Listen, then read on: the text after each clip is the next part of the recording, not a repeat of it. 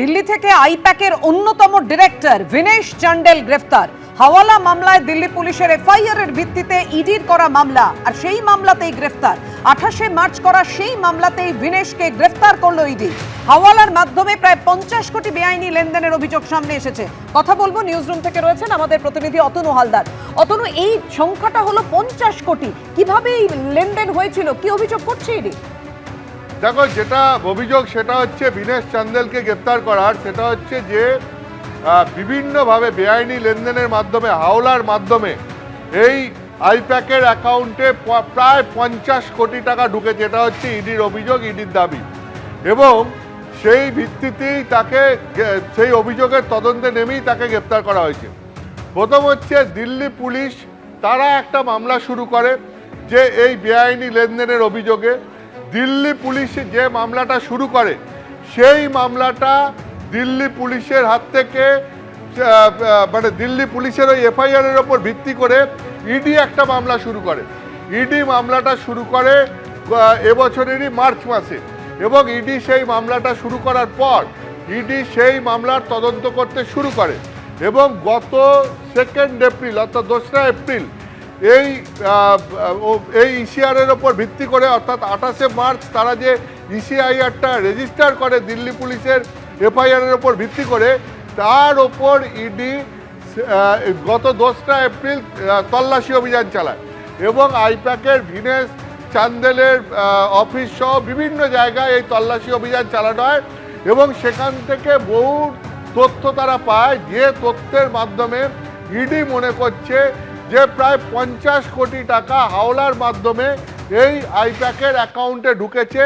যে লেনদেনটাকে ইডির দাবি হচ্ছে যে এই লেনদেনটা সম্পূর্ণ বেআইনি, এবং এই লেনদেনের জন্য সংস্থার অন্যতম ডিরেক্টর এই ভিনেশ চান্দেল তিনি দায়বদ্ধ, এবং সেই অভিযোগে, সেই কারণেই তাকে গ্রেপ্তার করা হয়েছে বলে ইডির দাবি। আজকে ইডি কোর্টে দিল্লিতে এই ভিনেশ চান্দেলকে তোলা হয়, এবং সেখানে 10 দিনের ইডি হেফাজতে তাকে পেয়েছে ইডি, এবং তাকে জিজ্ঞাসাবাদ করছে।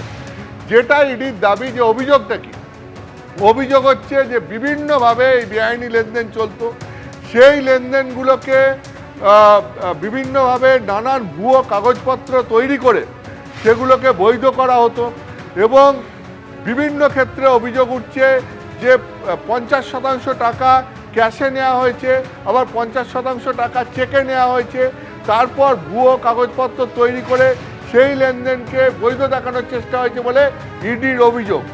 একইভাবে ইডির অভিযোগ হচ্ছে যে একটা কোম্পানি থেকে, সেখান থেকে দেখা যাচ্ছে যে 2019-20 এবং 2020-21 রামসেতু ইনফ্রাস্ট্রাকচার নামে একটা কোম্পানি থেকে 13.5 কোটি টাকা আইপ্যাকের ঘরে ঢুকছে। সেটা হচ্ছে লোন হিসাবে ঢুকছে, ঋণ হিসাবে, কিন্তু দেখা যাচ্ছে যে সেই ঋণ শোধ করার কোনো শর্ত সেখানে দেওয়া হচ্ছে না।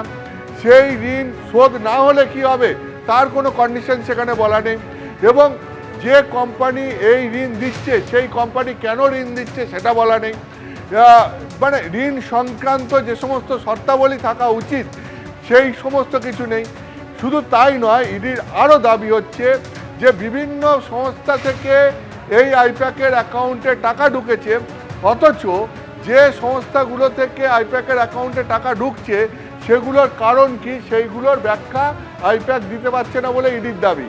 তার কারণ, আইপ্যাক বিভিন্ন রাজনৈতিক দলকে রাজনৈতিক পরামর্শ দেয়, অথচ এমন এমন জায়গা থেকে আইপ্যাকের অ্যাকাউন্টে টাকা ঢুকছে যে দল, যে সমস্ত কোম্পানিগুলোর তাদের কোনো রাজনৈতিক দলের সাথে কোনো সম্পর্ক নেই, তাহলে পরে সেই সমস্ত জায়গা থেকে আইপ্যাকের অ্যাকাউন্টে টাকা ঢুকছে কেন, তার কোনো ব্যাখ্যা বা সদুত্তর আইপ্যাক দিতে পারেনি বলে ইডির দাবি, এবং সেই কারণেই ভিনেশ চান্দেলকে গ্রেপ্তার করা হয়েছে বলে ইডির দাবি। তুমি আমাদের সঙ্গে থাকো অতনু। এবিপি আনন্দ, এগিয়ে থাকে, এগিয়ে রাখে।